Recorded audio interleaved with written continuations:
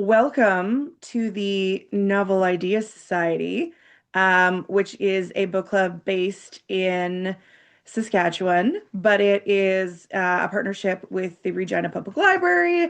So there are over 800 people in this book club. So they're very Wow. excited to hear from you and to hear about this, which Thank you is so much. I'm very excited to be here and I'm very grateful to you all for reading the book. so Jilly, Yes, how many different pronunciations do you get of your name? I'm going to say two, Gilly and Gilly, but I Is it answer to short both. for something for something? Gillian, Oh, it is Jillian. Okay. it Jillian is, with but a G. yeah, but you guys say Gillian, I think, don't you? I Normally. just I knew it was Jilly because I looked it up and wanted to make sure, but I was like, I bet she gets called all kinds of things. Why did you I decide to do. shorten your name? It's what my parents always called me. Because I have an aunt with the same name. I'm named after her. She was always Gilly. So she was Big Gilly and I was Little Gilly Oh, I love that. until I got big. So this book is just coming out in North America. It's not out in the UK till January. So That's you get like correct. this trickle effect. What's reaction been like to it so far?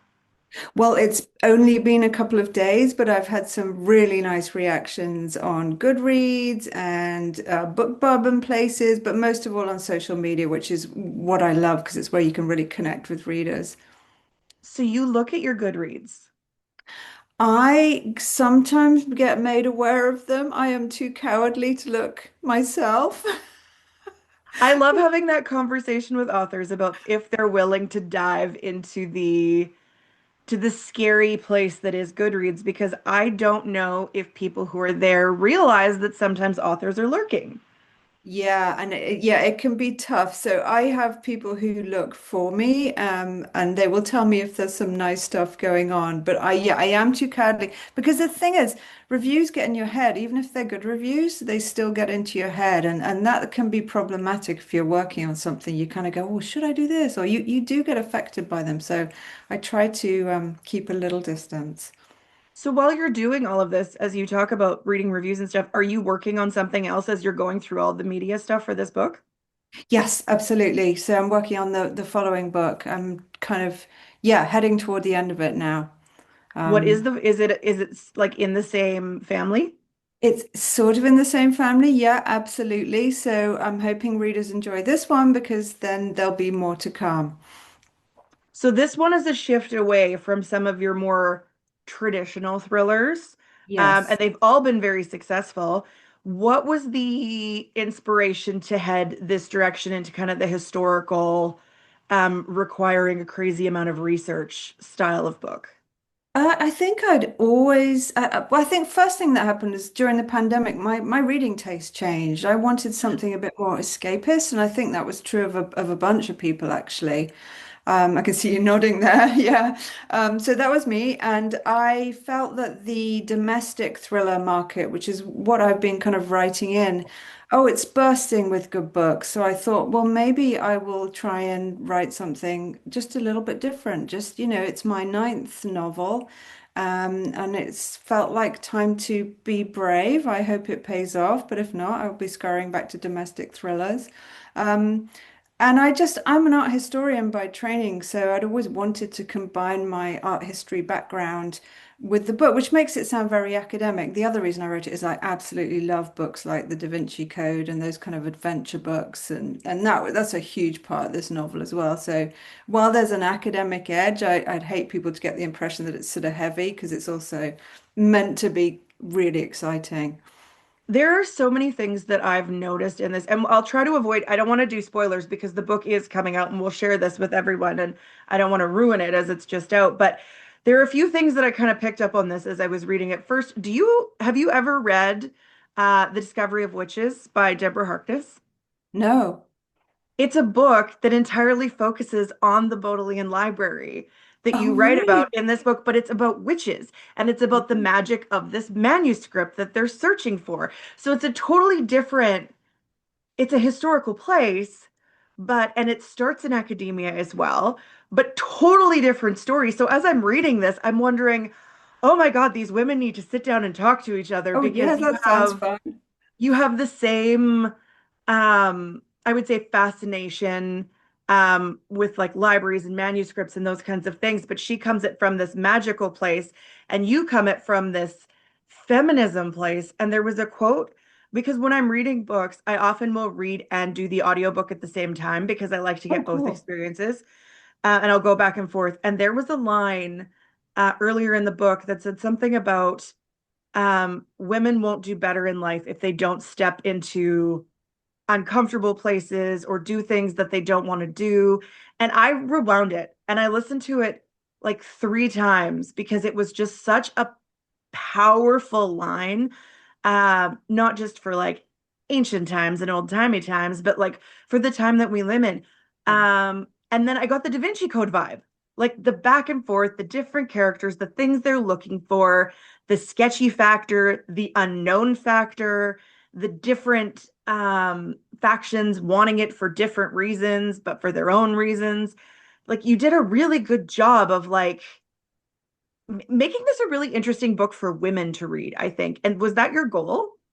Yeah, totally. I mean, I am a huge, huge, huge advocate for women. I think it's the more we can kind of think about and talk about how women connect and all of our unwritten history. So much of what's happened to women and what women have achieved has been written out of history.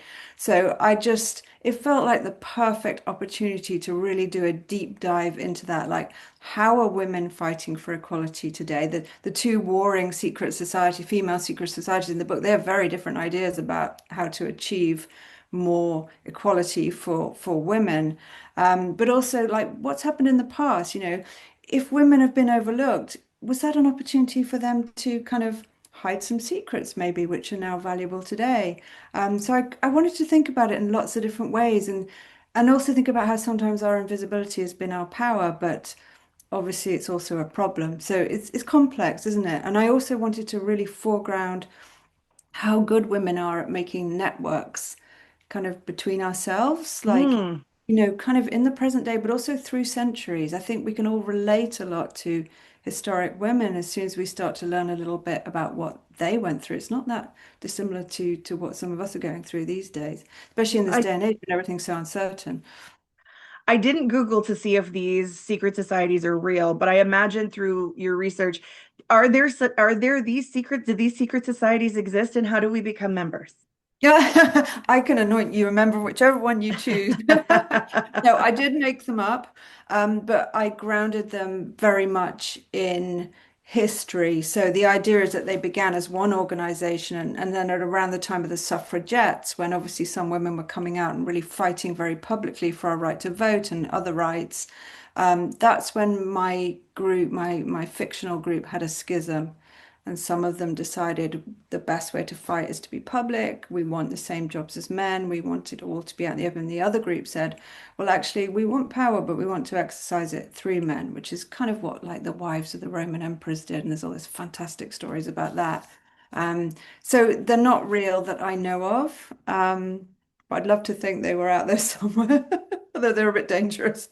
Because of that, did you have to create their entire history for yourself before you could write it in a way where they're interacting with each other? Like, does that exist somewhere in your research where you're like, these are who they are and this is how they came to be? Yes, so my daughter helped me with this. She did some research for me on the book, and we spent a lot of time talking about it because I wanted it to be relevant to younger women. I'm in my 50s, she's in her 20s, and we wanted these women group to feel powerful and important to women across all ages. So she helped me, and she actually wrote manifestos for them, yeah, it was That's so fantastic. cool. I do have manifestos for each group, but that was really important. You're right. It does really feed into the writing and the decisions you make about how they interact.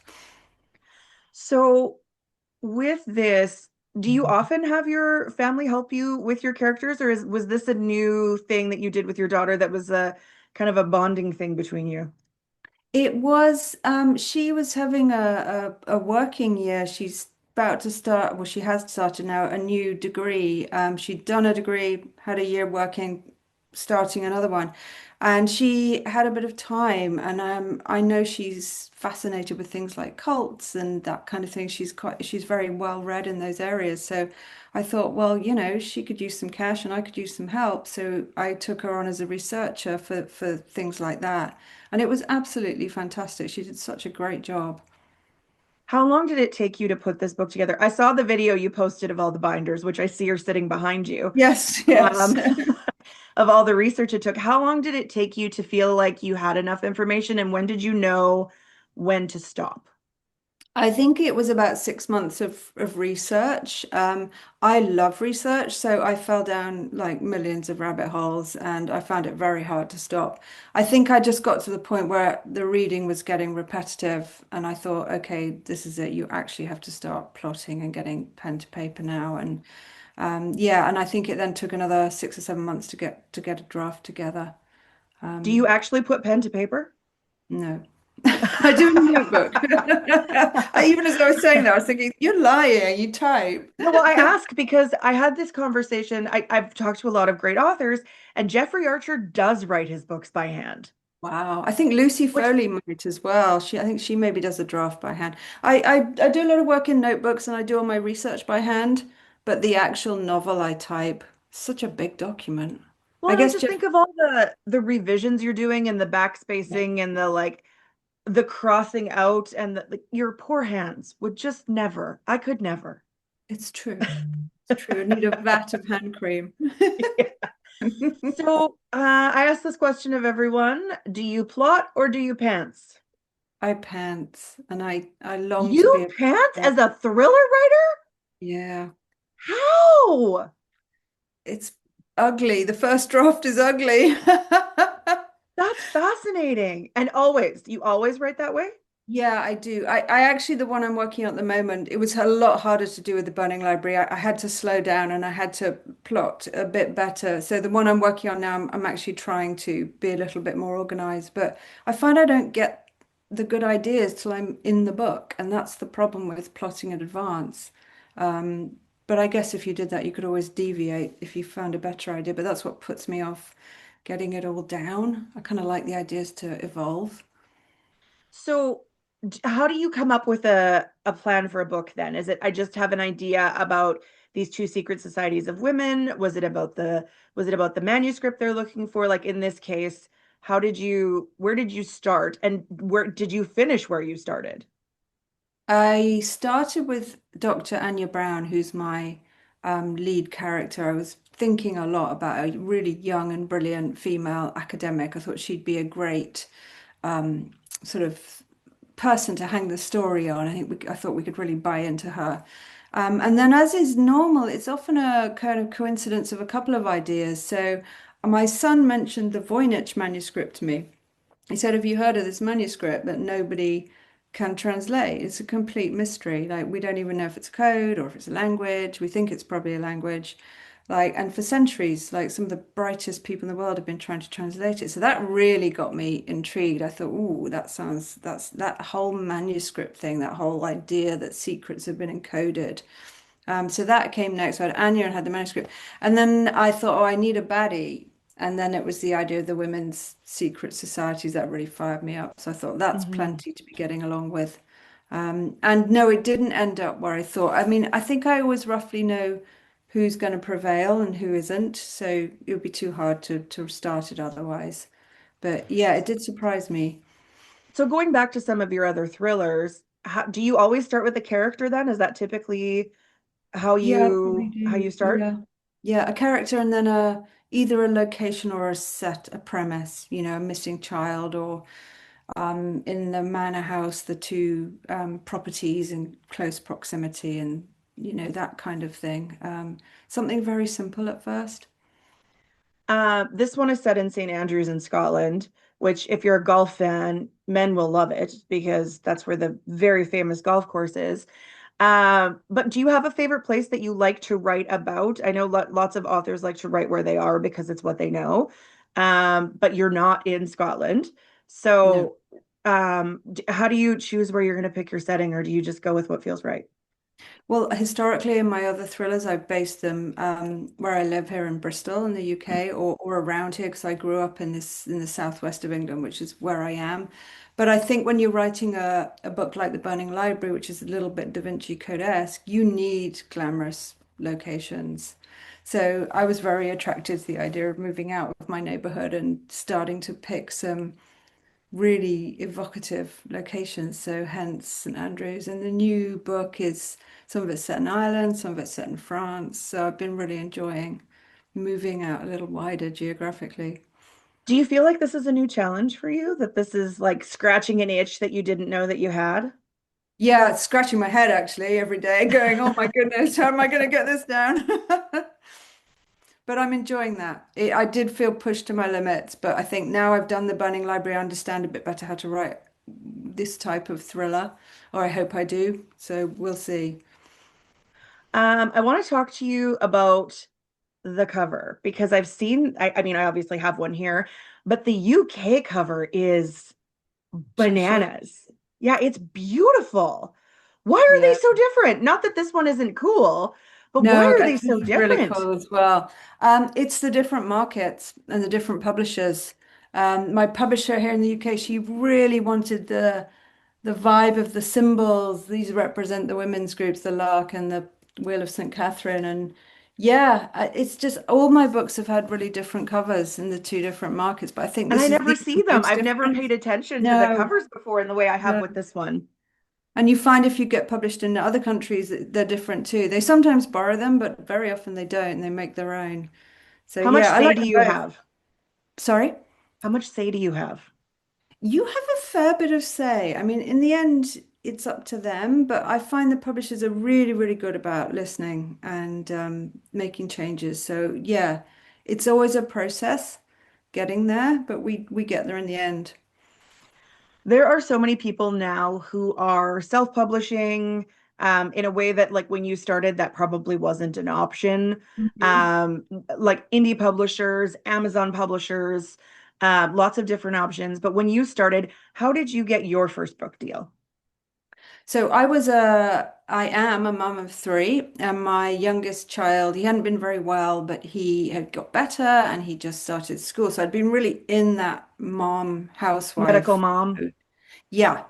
And I got him off to school, knew I needed a job, we needed some money, but I knew we could survive for about 6 months. And I thought, you know what? I would love to see if I can write a book because wouldn't that be a great job to fit around childcare? This was my priority at the time. So I took 6 months to write a book, and it was I sent off 3 chapters, and I actually got a call back from an agent. I got some turn downs, and some, one of them was so fast. I was like, wow, at least give me a week to hold on to some hope. Um, but another agent wrote back and she said, you know what? She said, you can write, but your book is a mess. And she said, if you're willing to work on it with me, I'll take you on.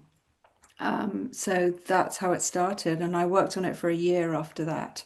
And then it got sold, and I was very lucky. It went into lots of different places. So it was lots of hard work and some luck, and yeah, I guess that's the way it is for most of us. I think I want to write a book, writes a book, gets it. Like, that is the dream for so many Yeah, authors, because for so many, it does not go that way at all. yeah. I feel very lucky. Yeah. So, what has changed since then for you in your writing process, in how you're dealing with publishers? What's different now versus when you were really starting out and kind of figuring out your way through publishing? Because that's not your background at all. No, it really wasn't. I knew nothing. I mean, I could not have been more naive.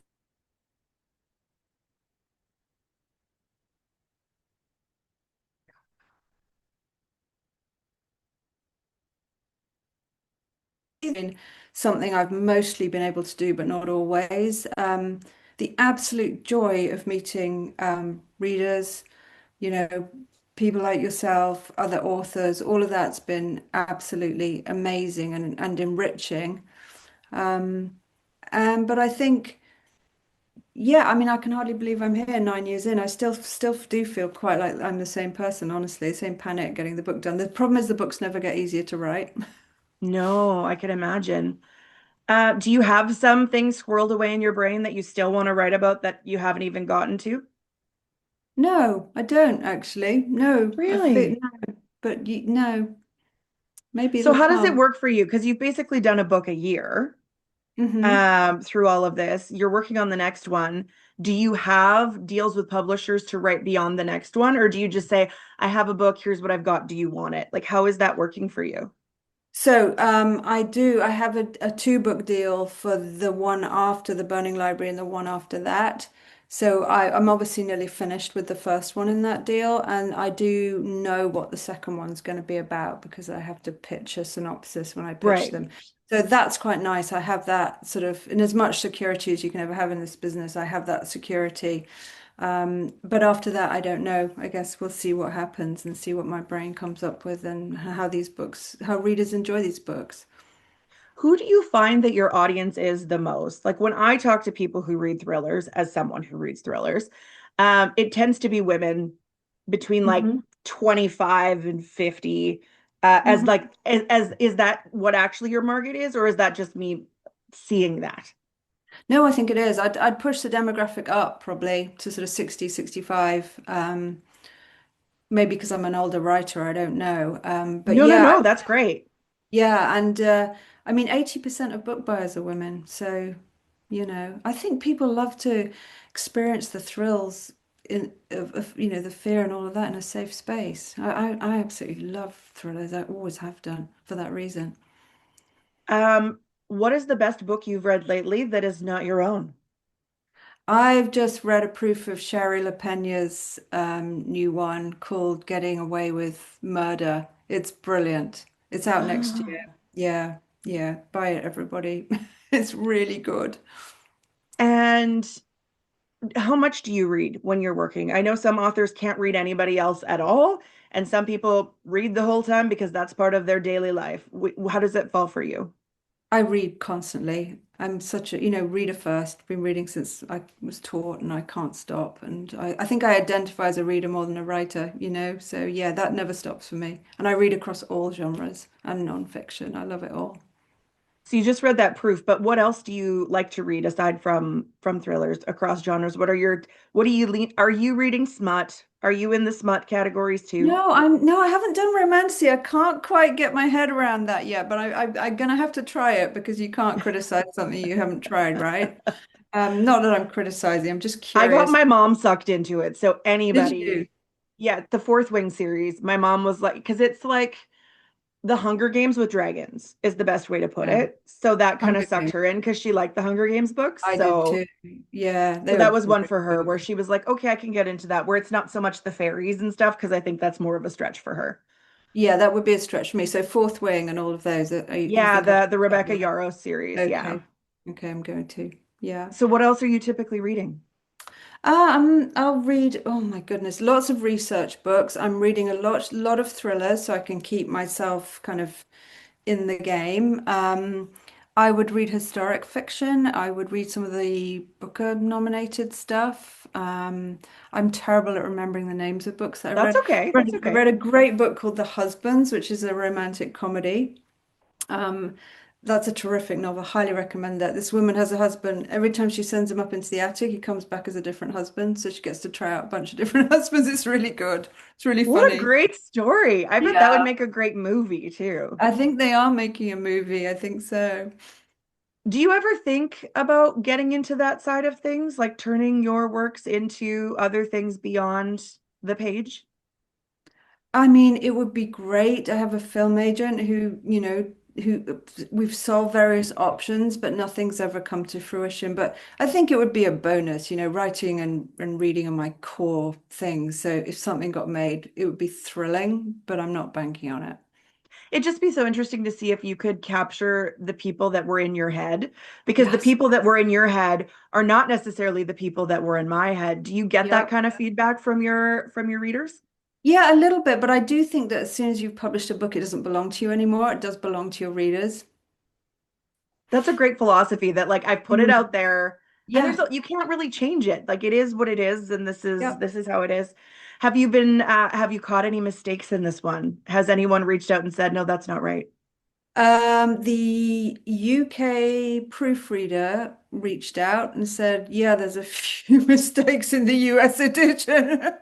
And I imagine, but like I wouldn't know as a Canadian No, about what's going on. I mean, I also don't expect a work of fiction to be entirely perfectly accurate. I indeed. mean, your secret Yeah. societies don't exist. So No. you take a little bit of creative license with some of those places as well, right? Oh, yeah, absolutely. I've done that. And you have to make a good story. Otherwise it's all going to be really dull and far too much explanation and you'd get too stuck. But a lot of it is based in real history. So anyone who's interested will find plenty to look up. And then please It's forgive me for my liberties I've taken. No, it's wonderful. You did a great job with it. I Thank you. really do think that people are going to enjoy it. And I can't wait to see the next one. I mean, if one was going to be made into a film, I think that these adventure style historical fiction ones are a great chance. And maybe we'll be watching your works in the movies down the road. But if not, we'll certainly be reading. Oh, thank you so much. Thanks so much for your time today. I really appreciate it. Best of luck on the rest of your book tour in North America and then on to the UK. I know that you'll be successful because as soon as these books come out, people snap them up. Oh, thank you so much. Been really kind of you to have me as a guest. Of course. Thanks so much, Dilly. Have a wonderful afternoon or Thank evening, I you. guess, now Evening. there. Yes. Yeah. Yes. Take Thank care. you. You're Bye-bye. welcome. Bye bye.